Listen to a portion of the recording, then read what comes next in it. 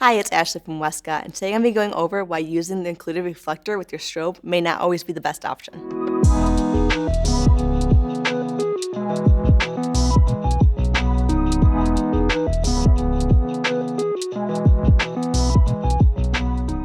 So before I get started, if you're new to our channel, make sure to hit that subscribe button and turn on bell notifications. That way you can be the first to know when we post new videos. So most strobes come with a small metal reflector. These help control and modify your lighting, especially a lot more than just using a bare bulb, but can result in some very harsh lighting that often does not look natural when shooting outdoors. Since the sun's a relatively soft light source, using a larger modifier will look more natural most of the time. Of course, there are some situations where this isn't the case, like when shooting at high noon with no cloud coverage. But in this situation, we were shooting during golden hour and the sun was setting and was nice and soft, so I wanted to use a larger modifier to give me the look that I wanted. Since we were shooting on location, I wanted to keep my gear as lightweight and compact as possible, so I chose to shoot with the FJ200. This gave me enough power that I was able to compete with the ambient light while still being lightweight and travel friendly. I then modified my light with a rapid box beauty switch with the silver interior.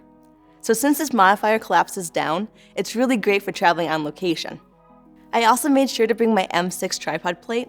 This actually allows me to place my light on a tripod instead of a light stand. So this can come in handy when shooting on location. Since each leg is adjustable, you can shoot on uneven surfaces a lot easier.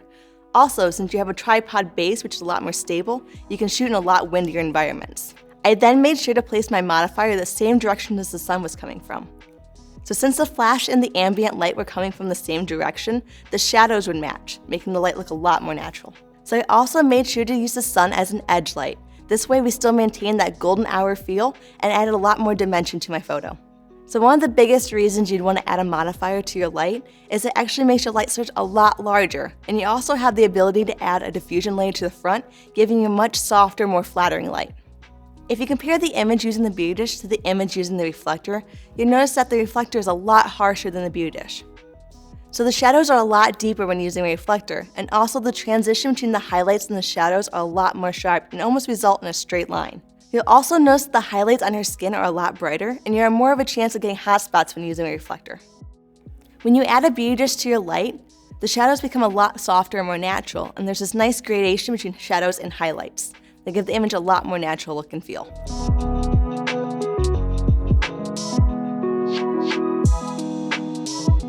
So what kind of lighting do you guys prefer to use, soft light or hard light? I personally enjoy using soft light since it looks more natural, but let me know in the comments below, and thank you for watching.